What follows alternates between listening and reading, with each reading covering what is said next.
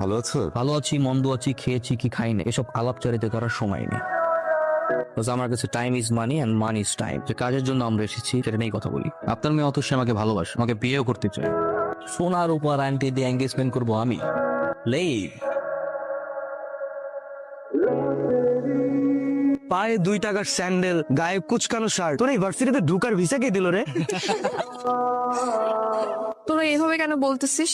আরে শুনি না, তুই থাকস কই? আমার বাসা ভাই পাশের বস্তিতে। তুই শালা এমন একটা চিজ যে কিনা আমাদের ভার্সিটির পরিবেশটাই নষ্ট করে ফেলতেছিস।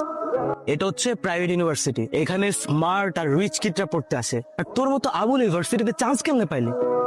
তোর তো একটা জুতা কেনার সামর্থ্য নাই, আর তুই ভার্সিটির সেমিস্টার ফি কিভাবে দিস? হ্যাঁ, ওনা তোদের মতো ড্যামেজ স্টুডেন্ট না যে সেমিস্টার ফি দিয়ে পড়তে হবে। ও 100% ওয়েবার পেয়েছে, আর এই ইউনিভার্সিটিতে পড়তে ওর কোনো টাকাই লাগে না। ওর মেধা দিয়ে চান্স পেয়েছে। দেখো তো এটা কেমন? এটা তো ছেলেদের জুতা, তোমার ভাই মানাবে না। তোমার জন্য